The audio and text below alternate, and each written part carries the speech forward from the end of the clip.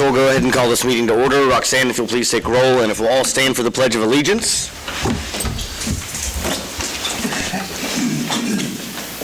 I pledge allegiance to the flag of the United States of America and to the republic for which it stands, one nation, under God.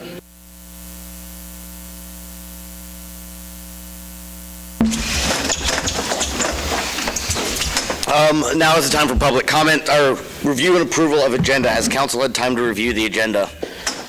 I make a motion that we approve the agenda as set forth. I'll second. Motion has been made and seconded. All those in favor, please show a voting sign. Opposed, same sign. Public comments. Persons who wish to address the City Council regarding items on the agenda may do so as that agenda item is called. Persons who wish to address the City Council regarding items not on the agenda and that are under the jurisdiction of the City Council may do so at the time when called upon by the mayor. Comments on personnel matters, matters pending in the courts, or with other outside tribunals are not permitted. Speakers are limited to 3 minutes. Any presentation is for information purposes only. Do I have any public comments? Seeing none, we'll move on to the consent agenda. Has the council had time to review the consent agenda? Are there any questions? I had two questions on it. Page 10, there were some preset fees for the postmaster. What are the pre-sort fees?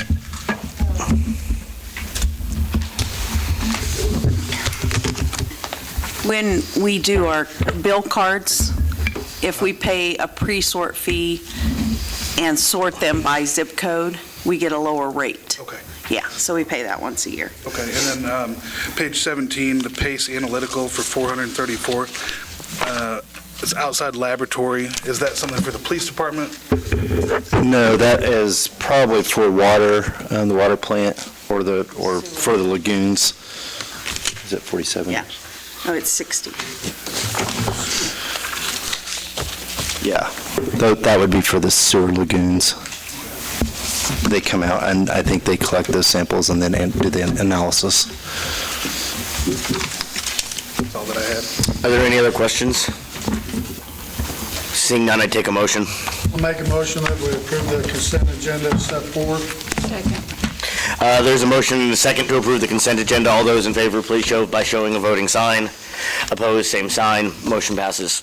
Item A, roundtable. President Masterson and Sid. Yep. Basically, Allen Community College President John Masterson is here tonight to discuss the college's exploration with the new activities center and how the city may be a partner, and I'll just turn it over to Mr. Masterson. Great, thank you, Sid, Mayor. I appreciate the opportunity just to start a dialogue, and that's really all I'm trying to do this evening. I'm not looking for any commitments or anything of that nature, but the college, our process for planning has been through a strategic planning, which is a every 5-year event, and then we prioritize what comes out of those planning roles and try to put time sequences on it and those kind of things. And our last strategic plan was in 2017, so it'll run through 2022. And the strategic plan goal number 1 was to build or renovate and maintain facilities to deliver quality academic programs and student services in an environment that is welcoming, safe, and learning-centered. The first item on prioritized on that was our student center. And as you are all probably aware, we completed that project last spring. It was part renovation, part new building, but we've been really, really pleased with that.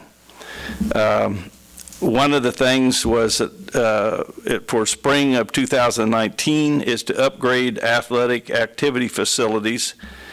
And one item was to investigate renovating or building a fitness center and upgrade our current activities building. And the other was to investigate creating partnerships with other tax-paying entities for athletic, recreational, or other facilities.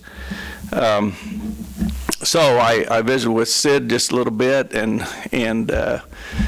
tried to get a feel for how we might do business and start this dialogue, because obviously the two entities that I wanted to visit with were the city of Iola and Allen County. One of the things that I think we've all been talking a little bit about is the problems that we've had with this area for a recreation facility, and the bad luck we've had in the recent past with the flooding and things of that nature. And I thought that, honestly, that we would be remiss if we didn't at least talk about these shared needs, and if there was any interest at all in doing any kind of partnering going forward. The college, our wish list, and you can kind of think about some of the things you guys might have been talking about with your recreation department and others of what you might need. We would like to build a 200-meter competition track. That's a big building. I'm going to tell you what, I've been in a couple now, and to get that size of a building, it also provides lots of other opportunities to put other kinds of events. We could hold indoor track meets in there, and we do have an indoor track season that we participate in. And it would be a place for our men's and women's cross-country and track teams to practice in the winter months. But what I'm seeing is also a space for our men and women's soccer program, which is growing. We've got 68 men on our soccer team this year. We started a junior varsity soccer program because of the success that they were having in recruiting folks. Softball and baseball can practice in those facilities, and we could host youth indoor soccer meets and multi-sport camps and things of that nature if we had a facility like this. We also would like to build within this a tornado storm shelter. We don't have one at the college, and when that college was first built, there were 96 students who were living on campus. We now have around 300, and basically the only thing we tell them is go to Barclay Lecture Hall. And we're going to be packed in there pretty good if a big storm ever comes. But we really don't have any other place that I really feel comfortable in telling people. Tell them get in, away from windows and things of that matter, but that's the only place that we've got. We also don't have any place up in that northern part of our community, and that's kind of the way that the community has grown, and of course we would open that up. We're talking about something right now. What we put in is we put in for a FEMA grant, and basically at this point what we've said is we're interested to FEMA, and they go through and kind of select on the basis of where you are and what you're trying to do, and the real detail can come at a later date. But we're talking about right now something that might hold as many as 800 individuals in there, so it would be big enough to accommodate our folks and the community. One of the things that in partnering, before we really go too far with this, and Sid and some of the folks were good enough to come out and sit in on a kind of a demonstration of one of the architects' ideas of how they could build something like this and accommodate. And what I hoped it would do, it just kind of spark them to start thinking a little bit about, okay, if we were to do something like this, what would fulfill the needs of the city as well? Because if we're going to build a facility like this, obviously with partners, then we need partners in that design. One of the things that several people have indicated to me, they'd like to have a swimming pool, an indoor swimming pool. And so this is the time, as far as I'm concerned, to look at doing that. The problem that we run into, I guess, is a price tag on that is is quite expensive. However, it wouldn't be cheaper to do it on our own. I mean, it would be something that doing it collectively would, I guess what I meant was doing it at two different times. By incorporating it and looking at incorporation of a swimming pool, I think this is a good time to say that, to take a look at that. So the estimated costs on this at this point were a little bit shocking to me. The project that we did on our student center came in under $6 million, and I thought they did some pretty intricate work in there and one thing and another. But when we talked, and I think it has to do with just the size of this thing, but when we talked to them about a 200-meter track, they were saying that was going to be somewhere between $12 and $13 million to house a building that was that big and equip it with weight rooms and the kinds of things, netting systems, dividers, seating, a weight room, restrooms and locker rooms, which we hope if we get the FEMA grant, we can incorporate some of this in the FEMA grant, and the FEMA grant pays 3/4 of that. As I said, a 6-lane, 75-foot pool, they said add about $10 million to that figure. The storm shelter is going to be probably, if we get $1.5 million, I think to do the 800 people is going to be at least $1.5 million. So what would that be? 300 and some thousand that we would have to pony up to do something like that. And then depending on the needs that we find out that we need either within the college or within the college and partners, we would want to do something to renovate our existing activities building, which is really in relatively good shape for a building that was built in 1983 and has had as much use as it has had. But we'll do some upgrading with it. And again, basically what this would do for the college is going to relieve some stress on existing facility built in 1983, and one which we have been trying more and more to share with the community, and especially when we had the problems with the water and those kind of things. To help with the recruitment of students to Allen. Everybody now is looking for something special. You know, the students have lots of choices where they can go, and we want them to come here and live in Iola. Provide better facilities for physical education classes, and to serve the residents of Allen County for recreational and healthy living opportunities, and serve as a recruitment tool for those contemplating a move to Allen County. Because again, as we know, we all are in this game trying to figure out how do we attract people to Iola and to Allen County, and you have to have some special things. I think the amenities that we have in this park with the recreational facilities, the bolus, having a college in our community, having the schools that we have, all make this a pretty darn attractive place to live, and we just keep looking for ways that we can make it even a nicer place to live. So we have gone to, we ran up to Johnson County, who, believe it or not, has an indoor 200-meter track, but they don't have a track team. But we looked at theirs, got some ideas from them. We slid on up to St. Joe and went to Missouri Western, and they were nice enough to show us a facility that they had built that wouldn't quite accommodate what all we're thinking about doing, but it did.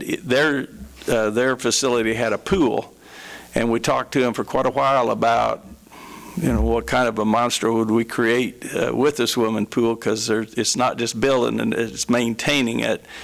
And they were rather reassuring, I would tell you. That pool's been there a long, long time.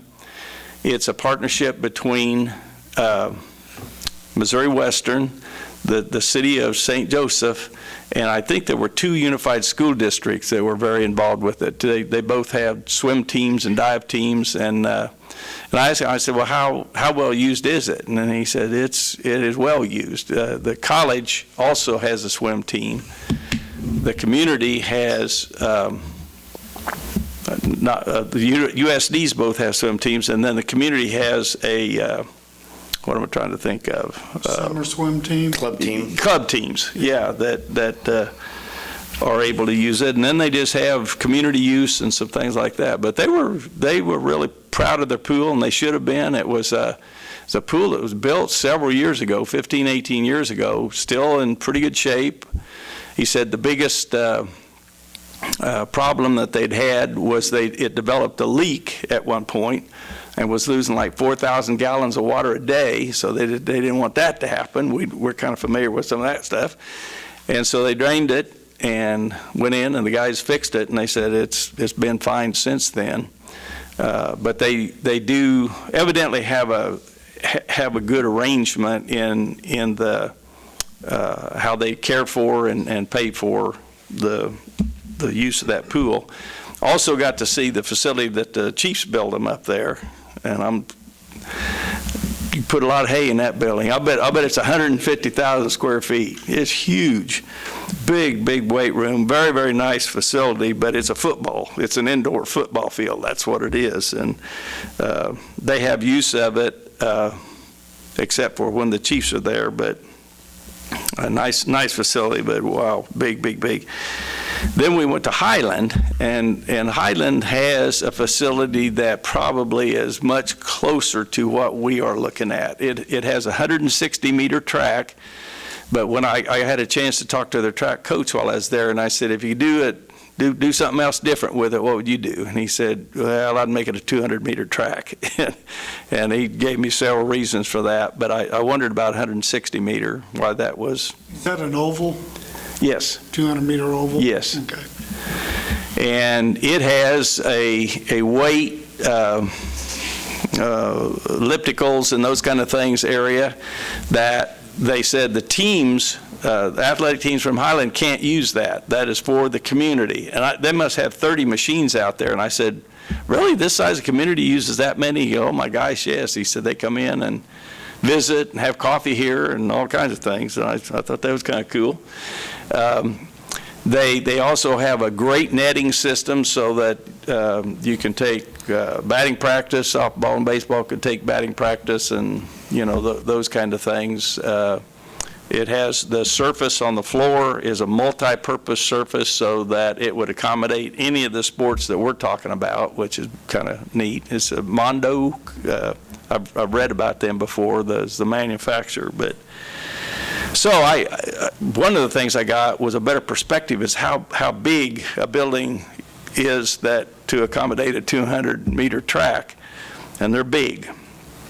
And probably, one of the things that we would have to decide is where we put it. At first, I thought we might put it right on the north side of the drive at the college. It would absolutely overwhelm our whole front yard.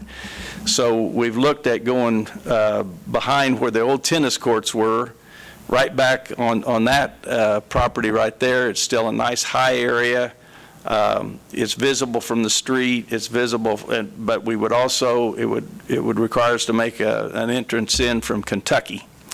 So it would add one problem to it, but maybe that we could do. So let me just quit there, and I'd be glad to answer any questions you have now, or if you come up with some later, if you'd share them with John or Sid, and they can share them with me, and I can get your questions answered. But as I said, I just thought it would be good to start a dialogue and let the folks know that we're thinking about their needs and as well as the city needs in Iola and the college's needs.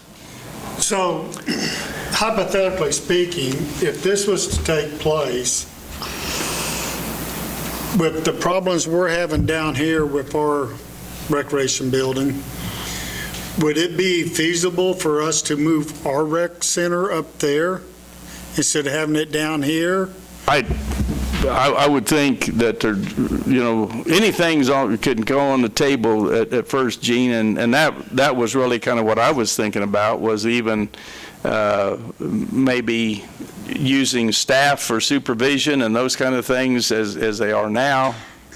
I know that the folks at Missouri Western were talking about there's a city employee that does almost all of the scheduling for the swimming pool, and she also is in charge of hiring hiring student lifeguards, and because she's also in charge of the outdoor pool at the city of St. Joseph, so she does all of that coordinating. So yeah, I think that it would be very, very feasible that the activities and the kinds of things that you're doing in the building down here, I don't know why couldn't be transferred to a facility, a field house, whatever we're going to call it, at the college, as well as office space for the individuals that supervise that.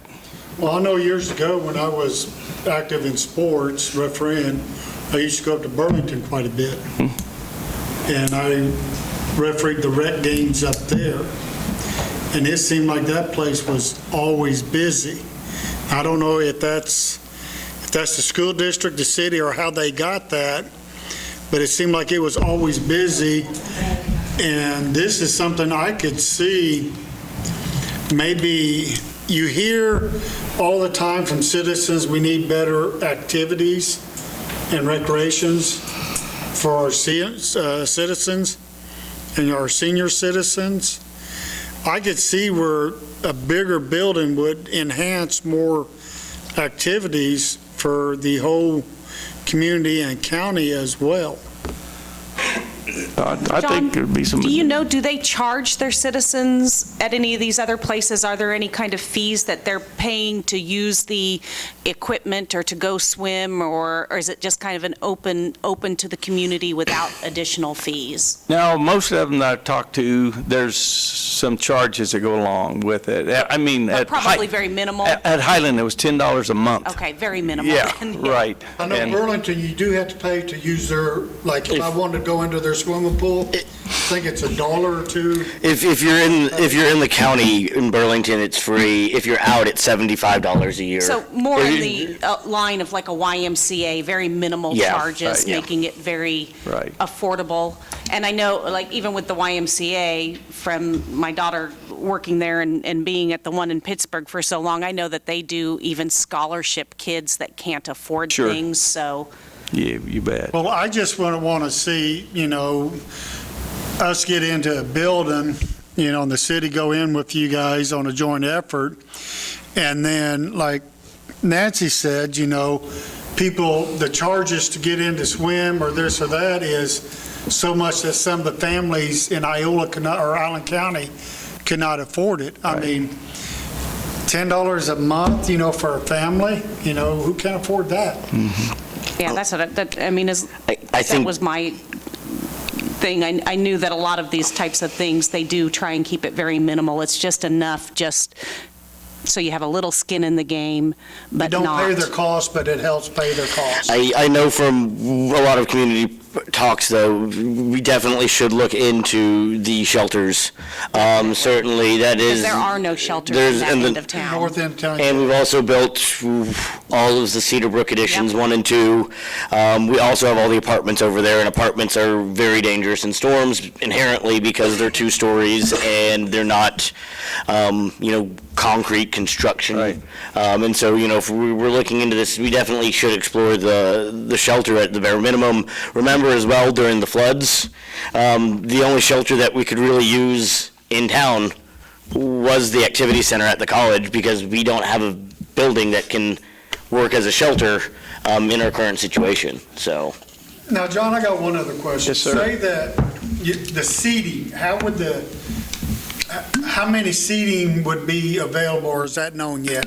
And Depending on the size of the building and those kind of things. And one of the things that I saw that I liked with seating on this little trip that we took is anymore, the seating just almost all slides up to the wall. You've got like that, and that'll fold out and provide seating. Missouri Western, the facility we looked at, they had built a brand-new place where they play their college basketball and volleyball games. And all of it is flexible seating that will back clear off into the walls to provide big, huge open area or court seating. So let's just say if a convention wanted to come in town, not a real large convention, or a concert or something, like years ago when we used to have the concerts at the football field. Mm-hmm. It rained that one weekend and they had to cancel it because we did not have a place big enough to move them indoors here in Iola. Would that facility maybe be available for like a convention or a small concert, something on that lines, or meeting or something like that, if we could draw that to Iola? It would certainly accommodate something like that, because really what we're talking about at Highland, what we're talking about is just a great big old building with a track around the outside, and inside is a multi-purpose flooring. I haven't seen your new flooring over here, but I would guess it's probably very similar from what people have talked to me about to that. And basically the nice thing about it, it'll accommodate, you can hit fungos off of it in baseball, you can play basketball on it, you can play tennis on it. And I asked Doug DeMardo, our soccer coach, I said, can you play soccer on this kind of thing? He goes, oh yeah. I said, they have gymnasium soccer that they can even play on the hardwood with tennis shoes on. So, and by doing that, then you raise all your nets, they're all electronic, and you raise them all up, and you've got a big, huge building then it's a matter of, do you have stages and those kind of things to accommodate something like that, but you'd sure have the size to handle it. Okay.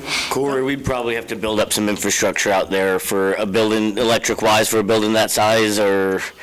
Depends on what the demands would be. Okay. Most of that stuff's pretty available on the college side. We get utilities all over the place. Yeah. Okay. How hard would it be, now you're saying if you put it where you're talking about, you'd have to put an access road off of Kentucky? Yeah. How hard would that be, Corey, with those big ditches there? We looked at that a number of years ago. In fact, you built one that was temporary to. House we talked about, I know that back in the 90s, that was a discussion trying to figure out another access. Yeah. It's just low-lying land. It'd have to be built up quite a bit, 'cause it's kind of marshy over on the east. Yeah. Yeah. So the total is like 25 million, and What? FEMA would chip in for the shelter? Am I correct? With the pool. The shelter and the pool? With the pool's 10 million, so if you, Yeah. whether or not you add that, that's Yeah. a whole. 25 million if we get the. Roughly. Yeah, and FEMA would pay, like, if it's, they would, I think that my numbers, they've changed a little bit since this. I was looking, Humboldt School was good enough to share their application that they put in, and I think theirs was 1.2 million, and if that's the case, then they would pay all but 300,000 of that. It's a 25-75 match. But the more that we could put in there, the more things like restrooms and locker areas and things like that we put in there that are acceptable as a part of the shelter, which you'd also have to have restrooms and those kind of things in your shelter. And I guess I kept thinking, well, your shelter has to be this big open area, but the one at Johnson County is offices and storage rooms and everything else. They use it, but they also said that one time they had graduation in this place, and they had a tornado warning, and they had to take about 2,500 people down there. And he said, they were tight, but we got them all down here. And I know a lot of people want the pool. Have expressed a lot of interest in having a pool. Have you looked into any other sources of funding on this, other than FEMA? We haven't written any other grants yet, because we're kind of trying to figure out, we know if the college does it on their own, and it may not be one that accommodates 800, but it might accommodate 600 or something like that. We want to do that, so we went ahead and told FEMA that we're interested in doing that. But other than that, the costs are so different depending on what all has to go into it, that it's real difficult to come up with any very solid numbers at this point. It'd just be guesstimates. John, did you have a comment? You may stay here, John. Okay. I'm not going to be mean. I just want to remind the council how few ball games we played on our turf this year. I think it was one a game, if I'm not mistaken, for the boys. It seemed like we were playing everywhere but Iola. That money's going somewhere else, not here. The other thing, you all know I love pools, and I'm for this thing. What you did for they built a chemistry room that was to die for, and their other one was horrible, just like ours is and won't be pretty soon. But the one thing I have a question, I live down below, and all those ditches that are coming from all that cement, what that cement's going to cause in all of our ditches, because they run over all the time. So, You mean in Coon Creek? no, I mean, they come down from the hill. When we moved to Garfield Street, we had one church and a couple of houses above us. Now we get water from Jim Street, we get it from everywhere, and all our ditches flood constantly. And the city does not take care of them, we do. And so, I mean, they may take care of the major problems, they don't mow them. But we have water in them. When it's a big rain, we get flooded. Not my house, but my yard. And so what I'm wondering is, we're talking a lot of cement, how much that's going to affect the town, Coon Creek, the other creeks, because we've got creeks all over. They would probably have to do some retention ponds up there to remediate some of that, and that's usually that's Require water drainage. that's why there's that pond over by the hospital. They usually require that you can't put any excess water So that out. gets looked at too. Yeah, when they do part of a development like this size, we would have Because them I'm do for the stormwater. project, I may not be around by Don't the want to be time flooded it's- out. That's right, I don't want to be flooded out. But I just think it's terrible. We bring people into town because of facilities, I don't care what you say, and I know they cost money, and everyone says, oh, that's too much, oh, that's too much. If we don't have them, they go to other towns. Any other questions or comments for John? Well, we thank you. Definitely some things to think about. More, John. And I'm sure, as you know, we've got a new council that's coming in, anywhere from 2 to 4 new members, that we will definitely be having some more conversations and talking and working with you. Fantastic. We've got a chance that half of my board could change, so half of the minds could change. And I understand that full well, and that you guys are in a period with some transition. And I told Sid, I don't know whether we're too early or too late, but I don't think it's ever too early to start a conversation. So Have you started a conversation with the county? I have. I met with them last Tuesday. What is their reaction? They didn't tell me no.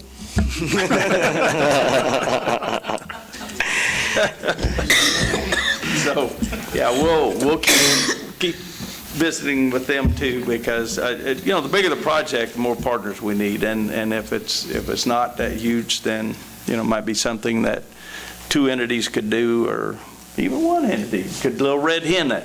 Thank you, John.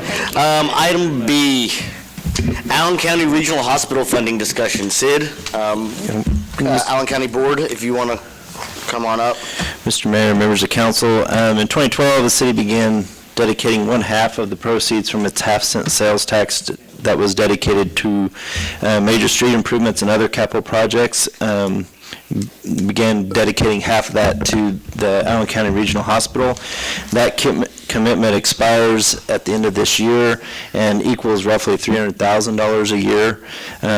When we did the 2020 budget process, we kind of put in as placeholders for 2020 and 2021, $300,000 for 2020 and $150,000 for 2021 of future potential hospital funding based on that sales tax. We wanted to kind of come back once they had their lease agreement finalized and have them talk to us about what that means for the hospital and kind of go from there before we make a determination of long-term funding. Okay, very good. We want to thank you for allowing us to give you an update on the hospital. As Sid said, we did last week sign a lease agreement with St. Luke's. The closing date is several months away, probably. I told our department heads last week that it's a little bit like buying or selling your house. You sign a contract, and then 2 or 3 months later, you get to move in. So it's kind of what we're doing here. We signed an agreement to lease to St. Luke's. It's a 10-year agreement with 5-year extensions on that. They will be taking over the bond payments. That's what they will be doing. That being said, that leaves the county to be responsible for facility updates, facility maintenance, going to be a landlord, so to speak. So we're here tonight to discuss, like Sid said, the sales tax. We do thank you for your time, and I have Larry and Jim with me, and so they're going to talk about numbers. Thank you. Thank you. Thank you, Lord. You're up, somebody. Chop, chop. You know the gentleman. Well, just to kind of point out some of the differences, Lauren touched on them, is under the St. Luke's lease, the sales tax after St. Luke's takes over will go towards the facility maintenance because the building still belongs to the county. So the county's responsible for using the sales tax money to keep it up, whereas today the sales tax money goes towards debt service, bond and principal and interest, so that's a big change. St. Luke's will pay the mortgage payment, so to speak, and the sales tax, both county and city, will go into a fund and have its own separate board that we tend to call the facilities board, and they will decide how that money is spent to keep up the building and maintain the building. So that's a big shift in how things are going to take place.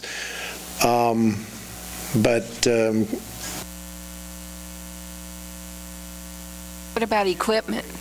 Who's going to pay for the updated equipment and newer equipment? That would be there's 2 boards. One is the facilities board that I believe is 5 members that are all local, and they determine how to spend the sales tax money to keep up the building. And there may be obviously some equipment upgrade, HVAC and those kind of things. The operations board, which is made up of, I think, 5 local members and 3 St. Luke's members, which the key point there, it's a majority of community members, but keep in mind that it's an operations board that can't write checks. It's an advisory board, much like when the hospital was leased by either Health Midwest or HCA. They make recommendations to St. Luke's that we would like you to buy us a new piece of equipment or to do this or that. They make recommendations, but the ultimate decision is with St. Luke's. So that's a big change too. Their ability to determine what is paid and not paid would be recommended to St. Luke's. Go ahead, Jim. One of our purposes tonight not only is to thank you for the opportunity to give you the latest update, but to thank you for the last many years of your assistance in making our Allen County Regional Hospital project possible. Those of us who are involved since 2010 know that this project was probably the only one of its kind in the state of Kansas, if not for several states around. The reason being, we were doing something very difficult. We decided to take back our county hospital from a leaseholder, which was HCA at the time, and the reason was they weren't going to rebuild a hospital for us. And in that process, by coming back to the county at the day that that took place in July 2013, there were no dollars in the bank account. So part of the $30 million package was a $5 million working capital piece to create that cash so the hospital could operate. The number was kind of pulled out of the air. The hospital has a revenue annually at that time about $20 million. So you take 3 months working capital, $5 million would be roughly enough to go for 3 months. And we could spend time talking about what's happened since then. Obamacare, within the first 3 years, we had to put in a whole new electronic medical record system, which is $2.5 million. So that $5 million was kind of consumed by changes in reimbursement as well as the changes in our requirements in order to continue to function. What is alike today and our standing here before you is, with the new arrangement with St. Luke's, we're going to have this much money in the bank when the county takes over the properties involved, which include not only Allen County Regional Hospital, but the clinics, which include one on South Washington, one in Moran, and one in Humboldt.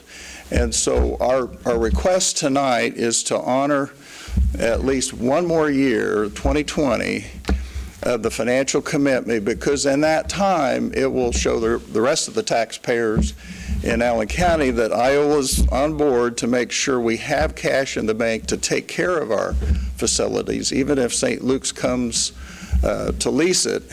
And then also, we understand Allen County's commissioners plan to put before the voters this spring a request to renew the 10-year sales tax that was approved back in 2010. And at that particular request, we understand they're considering a 3/8 sales tax, which would replace Iola's contribution. And if it was approved in March, say this spring or thereabouts, then the impact could be timed such that by the end of 2020, your assistance wouldn't be needed anymore, because we'd have a higher sales tax. We would have replaced the Iola contribution. And at the same time, we wouldn't lost a beat not knowing exactly when St. Luke's is going to be able to take over, because our HCA agreement goes through July 1st or June 30th next summer. So anyway, that's kind of our request.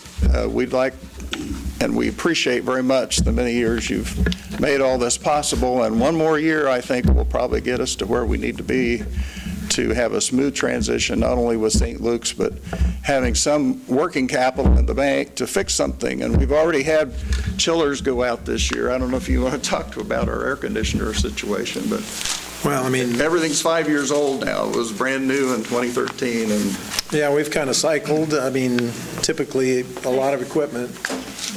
Oops, sorry.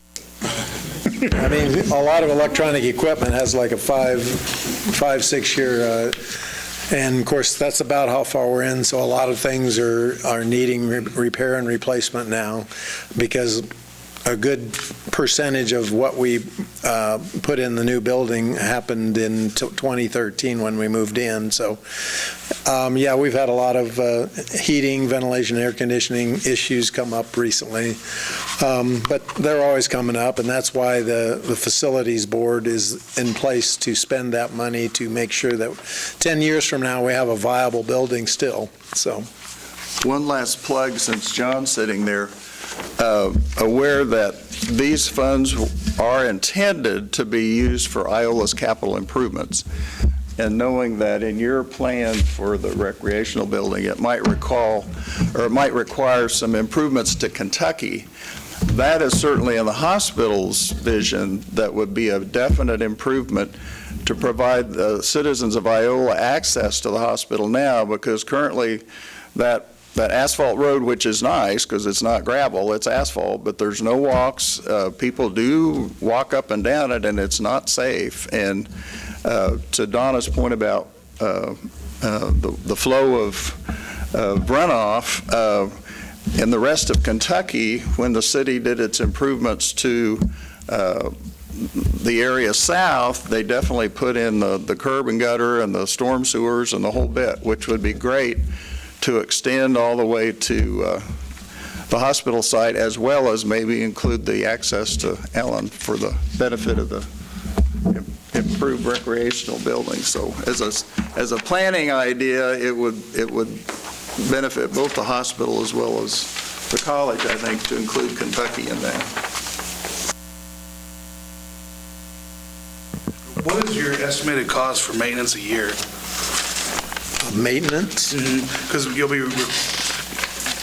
be in charge of the maintenance of the facilities, right? So they'll be paying for the insurance and all that kind of stuff.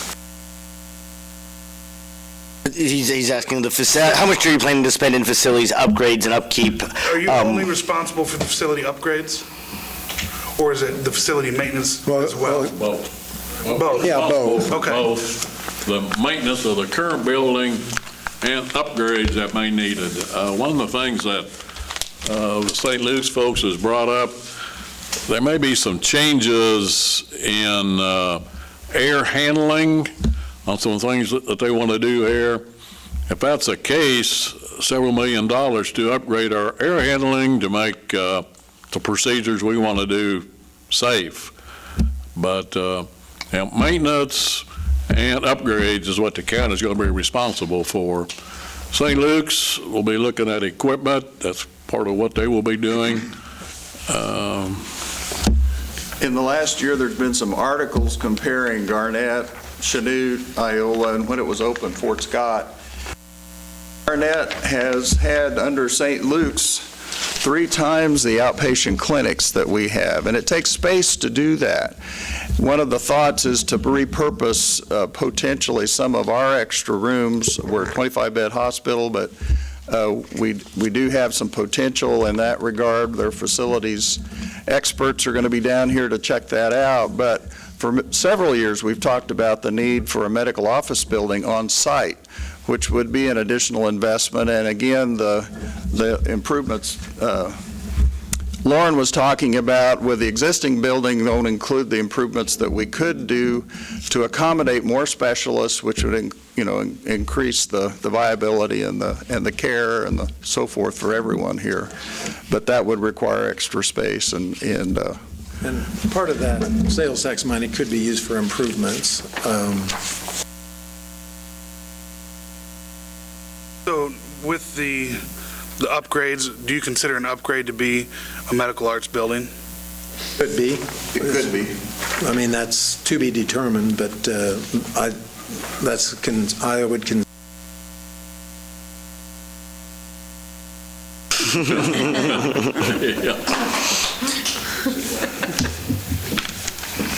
Any other questions you folks have? Feel free to contact any one of us if you have concerns, questions about ongoing out at the hospital.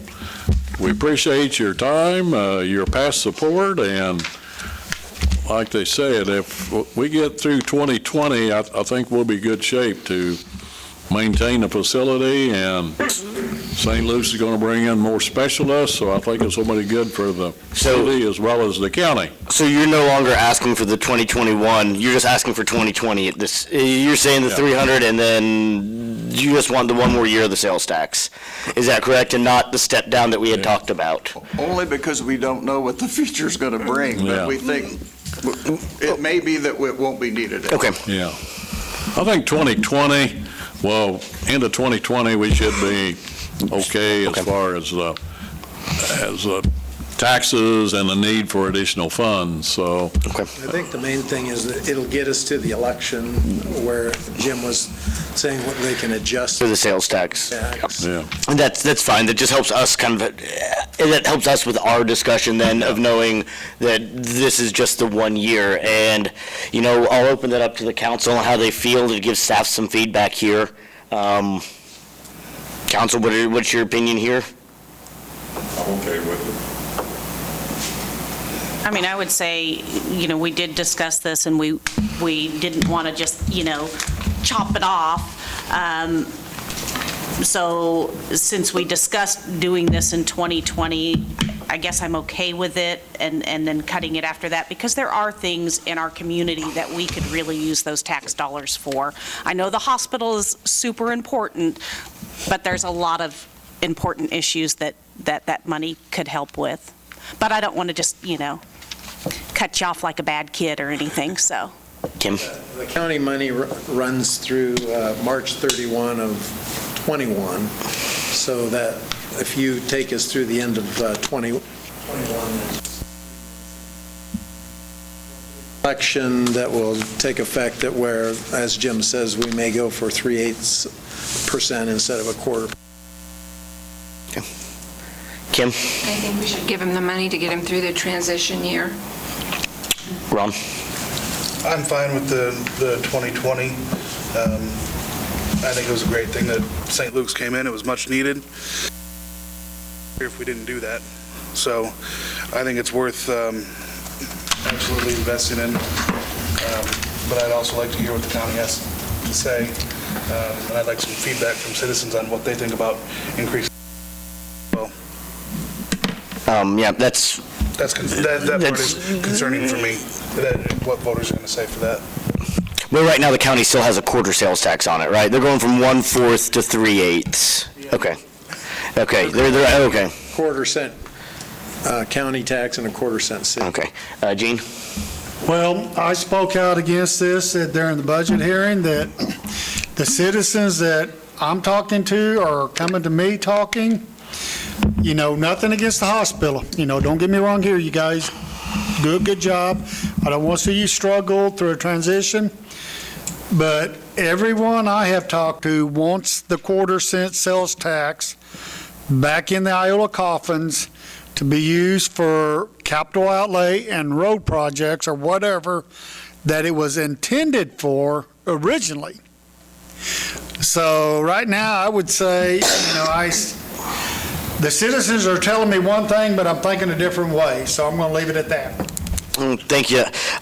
Sid, do you have enough feedback there? As for me, if this is knowing that the end is in sight and that money will come back very shortly for some of the other projects that we need to do that Nancy's kind of mentioned and that Gene's mentioned, I'd be fine with extending it one more year as well, especially knowing that some of that funds could eventually go towards something like a medical arts building or even connecting sidewalks from the college to it.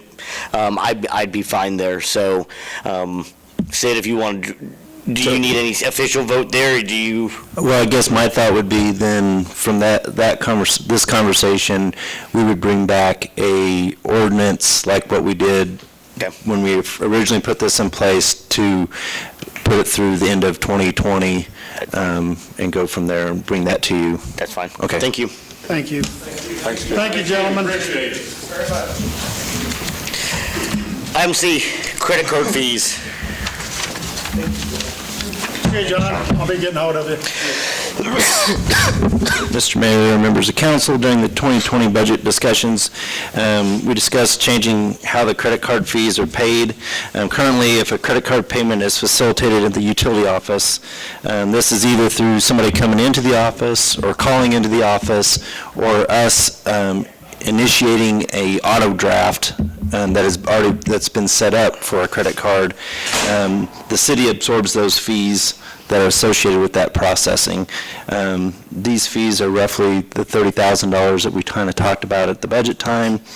As an alternative, we've talked about passing those on to the customers, and we did do kind of an informal survey. I think we did one a while back, and we did another one a couple weeks ago. I mean, it's not an uncommon thing to have that passed on to the customer for local governments. In kind of researching that, how we would pass that along, Roxanne talked with Tyler Technologies, who is the main company that has our Encode financial software. We would probably need the open edge processing system to pass those on. Main thing is, I think, if I understand it right, is we could pass on those fees for everything but those auto draft credit cards. And there's just not a way with the way our system is set up and the way we process those that we could pass it along for those transactions. And with that open edge processing system, there's a lot of advantages, and those are kind of listed out in the packet of what that could give the customer and us, whether or not we were going to go forward with the fees. I think it would save a lot of, give the customers a lot more interaction with what their bill looks like, and look at historical things, but then also helps with the integration of those payments being processed and going directly into the financial software versus kind of reconcile bank accounts and seeing things come across. And one of the things I noticed here, so this will have an app then, like pay your city bill via the app, or is it just mobile friendly? No, it's both. Okay. So So you can download it and then you can have that on your phone to pay. And it looks like this would only affect about 24% of the current charges. Is that right? So the auto draft, the question is the auto draft bank, that's not charged a fee. And the only ones that would get the fee are the credit card then. Right. Okay. Yeah. Okay, it says here $3,300 annually. Is that for this system? Every year we got to pay $3,300? Or are we going to recover $3,300 off of that 23%? We're not going to be spending $30,000 on credit card fees. So basically, 26,000. 27, which is roughly, put it this way, you're basically saving $1 million. I mean, our mill's about 30,000, so this would save $1 million.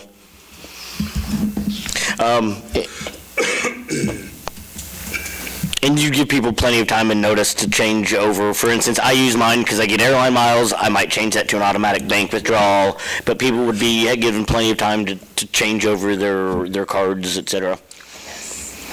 We've had people asking, they've read it in the paper or heard, you guys talk about it in a meeting or something. So we've had several people asking, but, we would like to make sure they had notice. And offering this service might kind of soften the blow a little bit, but it'll also make it easier on the customer to pay their bill, and they won't be too maybe upset because Okay. Council, what is your thoughts? The credit card, that includes debit card? Yes. Okay. In our system, it's no different. Most systems, it's not. Do you know what the percentage is that will be the additional charge on that? Oh. Like, is it going to be, a 3% or I think it's 2.5% or what the? 1.5 to 2.7. I didn't know what it was anymore. The convenience fee, I guess is what it would be called. Isn't it based on how much you got to pay? It's a percentage. Percentage. Right. I think KU was 2%. I think County it's- was 2.5. Okay. Yeah. That's what I was thinking. Well, what I was saying was like if County your uses the utility same bill's online we do. $400 a month, you'd only pay like 1% of that? Probably Pay 2.5 2.5% probably. Okay. to use And it your depends credit on which card. card you're using also. So what do you mean, which card? Oh, yes, because MasterCard, Discover. Visa, Discover, they're all different, yeah. Yes. Yeah, We American set Express one is higher. To cover all of them. okay. So this is literally just, Set the fee. you're literally just whatever the credit card fee is charging you to run it. So the credit card, if it's MasterCard, charges you 1.7%. If it's Discover, It's the customer. if it's Discover, it's 2.2%. Yeah. Yeah, we wouldn't have any involvement in that. We would have our company that does the transactions for us. But as far as somebody coming in and paying with a check, there's no additional fee. No additional fee. Obviously, no additional fee for cash for those who use that. And you said not on the auto draft? Well, if they're going to withdraw, and having this new system, you could go on and set up an auto draft on your own. For instance, if you do that with a mortgage or a cable bill. But there's no fee, is what I'm saying. Right. There's not a fee on that? or There the- would be a fee on that, and I think it's $1.50 or $1.25 to do Okay. a check. Okay. So we would not, To do a check card or a check? I'm confused on that last Auto statement. check? An auto transfer? yes. An auto withdrawal. Yes. I bill $500, it automatically withdraws $501.50. Okay. Okay. Yeah. The same with the EFT, the electronic Right. fund But transfer. it would take the city out of that. Right now, we have to process that whole thing every 4 times a month. And the We the process auto it. draft, does the city currently pay the $1.50? No, because we're not charged that. Are we charged? We are charged on credit cards. But not for the auto draft? Right. Is there any way to not charge for the auto draft? It's a one, or is it a blanket We could deal? probably continue to do it the way we do it. It's just going to require that extra step. That would be a choice. That might, If you want to. if we can do it, if it's not costing us now Sure. and we can continue to do that without Yeah. it costing us, that would be the way to do it. And just get those fees added in on those credit cards, because that's where we're losing money. Yeah. I think that's just the cost of doing business, Yeah. that we should not tack on more to the citizens of Iola. $30,000 is a lot of I- money, though. I think that's the cost of doing business. When I go to Dell Sheet Metal, for example, they don't charge me 1% to pay my bill. Do we fall within the state ordinance on this?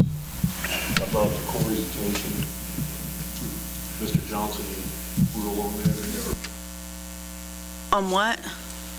KSA 16A-2-403 says, no seller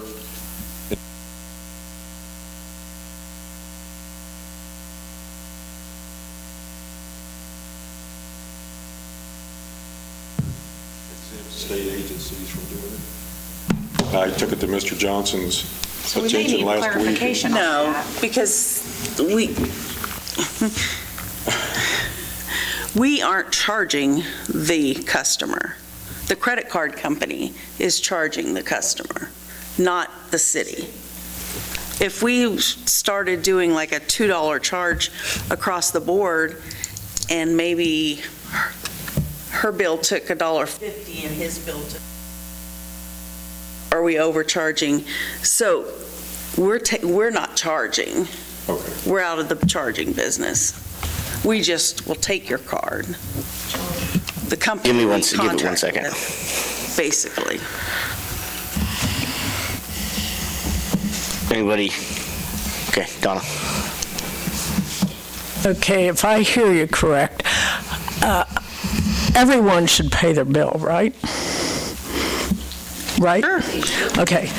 I have had mine taken out of my bank account for, I can't tell you, whenever they started, I did it. I don't have to worry about paying it, it just comes out. And I normally have a pretty good idea what's going to come.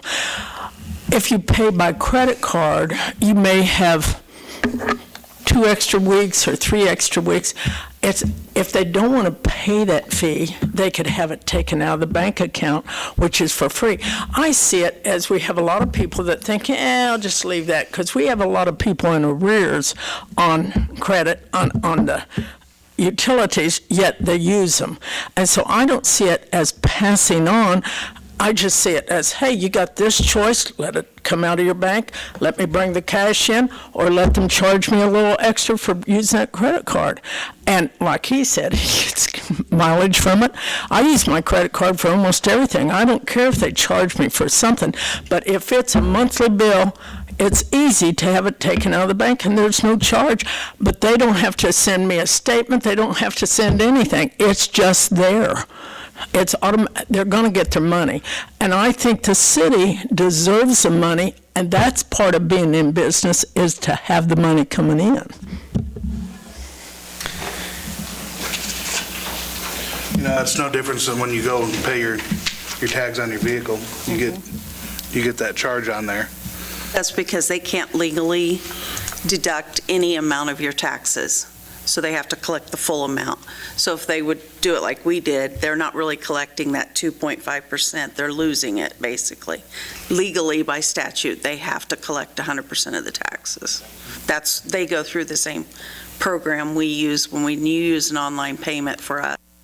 But if people still have that option to do the auto check, bank through their bank and not be charged anything, then, instead of using the credit card, set it up that way, or bring a check in, or bring cash.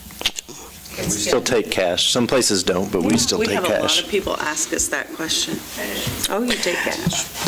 Sid, do you have direction on this? Well, I can just see Or- that if we enacted that fee, I can just see some of the citizens saying, oh, you raised my damn utility rates again. But it wouldn't be raised unless they're I paying know, it with a we- credit card. We understand that, Well, I mean, but to some people that, it's not too Don't- difficult to explain. Don't use your credit card, do a check, Some people or... have to pay a bill. They have to float the money. but let's face the reality, we got some citizens in Iola that don't watch this program, don't read the paper, they go up and they pay their utility bill, they get their card statement next month, and it's $2 added onto their utility bill. Oh. And who are they going to, or added onto their credit card bill, who are they going to come back on? The council and say, you raised my utilities again. I think you just do something that, like the county does when you go in there to pay your taxes with the county. They say, if you do this and it's on this type of card, we're going to charge you X. If you don't, and everyone knows They're my not gonna tax. charge, the credit card Right, company is going to charge. right. it. There's this additional fee. KU does the same thing, and so do a lot of state schools with their tuition of saying, this is it.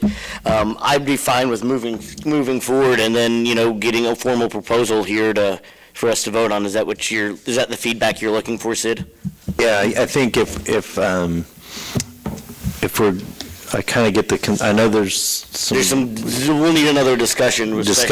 yet, but we can have a formal proposal. We can make sure that we can iron out, okay, here's what credit card is, here's how we're going to do auto drafts and all that, and get that out in front of you so you can see what that would look like. We'll have that, okay. I would be in favor more of just the credit card and not the auto draft, if we could keep doing I don't want to Well, see it's just basically whether they do it online or we. Okay. Because I think if they set it up through this system, they would be charged. Right. If they set it up through their bank, Or the their city. bank would not charge them to make that. Or through your autograph. city office. Yeah. So if I go into the city office and I fill out the form, there wouldn't be a charge. This is only if they went through the system. Right. Okay, That we can't control that. That's what they charge. okay. But if we pull it out of their bank or savings, currently, Okay. I see checks very soon going away, but I don't know about you guys, but I know Walmart in town and someone else in town pays only on credit.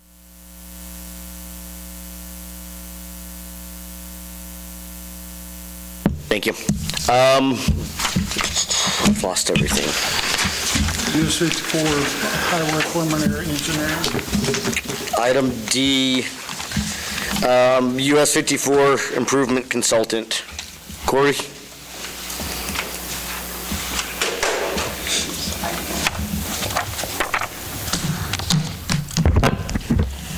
Mayor and council, as part of our budget process in 19 for 2020, or for the 2019 budget, we budgeted $150,000 for preliminary engineering on 54 Highway.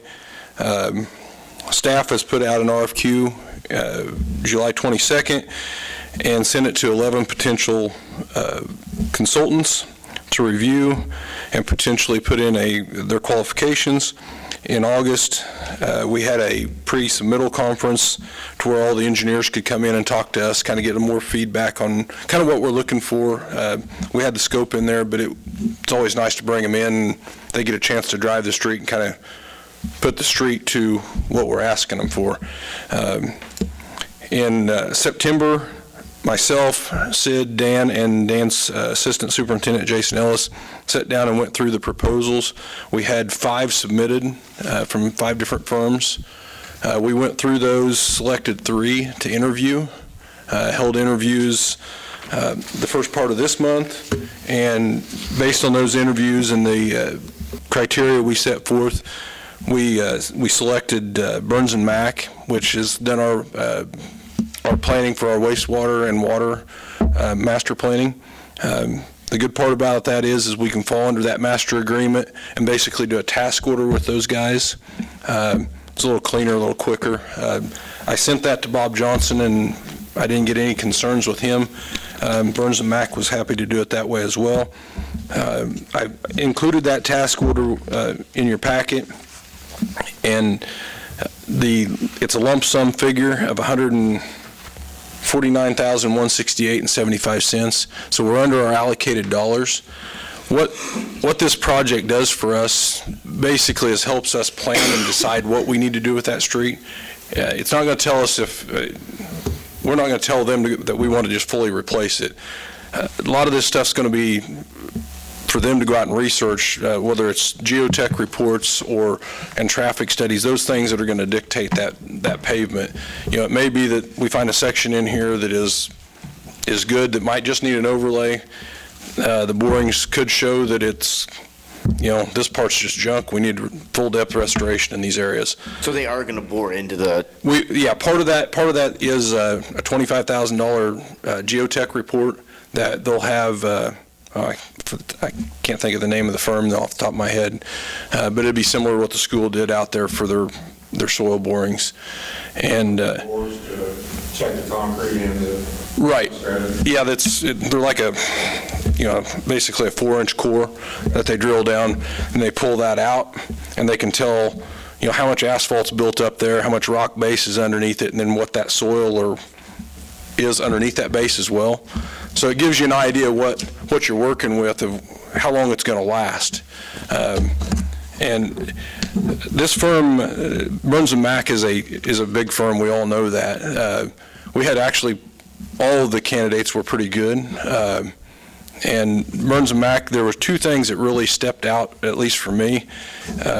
One, the project manager on this has worked in local government. He was the public works director for Leawood and another other community here in Kansas as the public works director and engineer. So he's got that side of it as well. And they have got a public relations department that is going to help us handle setting up public meetings, keeping the public informed, try and work with that downtown business district that we know is going to be difficult, even through just this planning phase of what we're going to do with that project. But again, this isn't saying, they could say, this mile only needs a mill and overlay, right. this mile, or these, right. These 4 blocks. And again, it looks like they're also going to study some of the traffic lights and right. All of that kind of. This is basically the preliminary engineering that we would have to do before we had a full set of plans laying on the table. Whatever that plan says, whether it's we're going to do an overlay or we're going to, put bike lanes in. Those are things that these things should look at. I think it's a good... We should do July 5th, 2019 in that last paragraph. Well, obviously, Sid and I didn't catch that when we put it together, but it's 2020 in the contract. Yeah. And that's a good timetable for us to get through some of that stuff, and then we'll have a good idea of how we need to somewhat plan that budgeting process for the next phase. And honestly, if we can't find the funding down the road, we've got this. It's good data. It's going to be a good portfolio for us to look at it, whether it's 5 years down the road or it's a year down the road. So there is a feasibility, I see here, where there are 3 lanes, so we could have a lane in each direction with a turn lane and right. Bicycle lane. We've talked to them about that. I will go short of saying I'm not a big fan of bicycle lanes on 54 highway. I do think there are some options there that we talked to all the firms about that could reduce us down and save some cost. That would go down to 3 lanes. The curb lines would essentially stay the same, and you put in a wider sidewalk and move that curb line in just a little bit, and you put in maybe an 8-foot sidewalk that would accommodate the bicycles and pedestrians, similar to our trails. And then it gives you that turn lane in the center. There's a caveat, there's a catch to that. We lose some state funding with per lane mile, but I'll be right honest with you, the funding that we get from KDOT on that per lane mile, it doesn't pay for anything. So it wouldn't, in the money we would save on the project itself, it would be beneficial for us potentially to drop down that way. And that's about $1 million for KDOT. No, we don't get. Yeah, there is a currently there is I think it's called C-Clip. Right. That's a potential of $1 million. There is also, I think KDOT is working on kind of a bigger transportation plan and other funding mechanisms that could potentially be available to communities. So that whole thing could be changing. But one way or the other, they're going to probably want this data before, if you're filling out a grant or you're applying to KDOT. All this stuff is going to be a requirement for KDOT. Yep. Whether we fund the whole thing ourselves and lay that set of plans in front of KDOT for approval, or we go through KDOT for funding, they're going to want this stuff. Corridor access, that KDOT will give out a little extra money. Yeah, there are some avenues. I think it's going to be pretty slim for the magnitude of this project, but it's all well worth looking into, that's for sure, and seeing what way we need to go. But you know, I think this is a need. We spent a lot of money over the last 20 years I've been here, maintenance-wise, on that highway, and it doesn't seem to be getting any better. But I think this will tell the story if we get some of this data and we can say, hey, this is the route we need to go. When was that highway built, the concrete portion? Which piece? The east end or the west end? West end or east end? I think that was done when they changed West Street, and the route over there was done probably in 91, 92. It was right before I came to work for the city, roughly, a couple of years. And of course, about 4 or 5 years ago, it could have been a little longer, we talked about the overlay, that bonded overlay that the state was doing from Gas City, or from the city limits of Iola out to La Harpe. And we actually short-tailed that 800-foot that was in the city, originally was in the county, that the highway did, and built that into their project as well. Something else that this will help us do will be the feasibility of concrete versus asphalt. There's obviously some areas that concrete would give us a lot more lifespan out of that road, especially the stop-start turn radiuses on the square. A little longer process, not bad, but I think it would be beneficial in the lifespan of the project. But that's things that they're going to look at and be able to provide us that feedback and help us, guide us down the path that we need to go. Feasible, but can they do anything with the hospital curve? They've actually looked at that. One of our firms, and I don't remember if it was Burns & Mac, but we've seen a couple just quick renderings, quick and dirty, of trying to straighten that, and not the curve itself, but straighten those offshoots and line those up more 90 degrees with the road itself. The curve's pretty much set. Unfortunately, with Casey's sitting here and the grocery store and the complex, the apartments sitting there, there's not much change in the way the road lays now. And but I do think there are some options that will make it safer accessibility-wise off of First Street on both sides. That Turnabout in there. we talked about that too. No. Right. Council, are there any other questions for Corey? Can I get a motion? I'd make a motion to approve task order agreement with Burns and McDonald's for preliminary engineering for US 54 Highway Improvement Project, not to exceed $149,000 or $100,000, $168.75, and authorize staff to sign the necessary documents. Second. There is a motion and a second to approve the contract with Burns and McDonald. All those in favor, please show a voting sign. Opposed, motion passes. Thanks, guys. Council and administrator reports. Ron? It's getting cold. As you turn your heaters on, make sure your CO2 detectors are working. That's all that I have. Nothing. Just want to thank the city for allowing Kiwanis to use the rec building for our annual Boo Bash. It was nice to be inside the rec building again this year. Last year at the Armory was pretty tight. And it's a lot of kids and noise in there, but we had a pretty decent turnout. So just thank you for letting us use that again. And just remember, it's Halloween this week, and even though it's probably going to be yucky and nasty out, there's going to be little kids running around trying to get candy, so just be watching out for them. Be careful Halloween night. That's all I got. I just got one short thing before my other. Be safe on Halloween. There's going to be a lot of kids out, and it's going to be dark. As for me, reminder that the Historical Society is meeting tomorrow in Marin. They've got some speakers and some videos and some discussion about the Korean War from people that were there.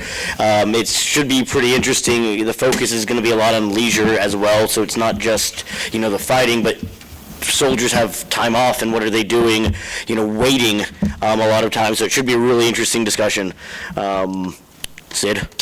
The only thing I have tonight is we did receive the invitation from Thrive. It's been in the back of or in the admin report, and then we did receive a letter from the mayor of City of Gas commending Jim Baker and his crew on the work they did to help facilitate the changeover for the three-phase power project that went on. So that's all I have.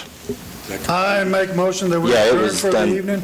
Tuesday afternoon, I think. There's a motion and a second. All those in favor, please show voting sign to adjourn. Opposed? Motion passes. Okay. I just heard a voice over here. Yeah,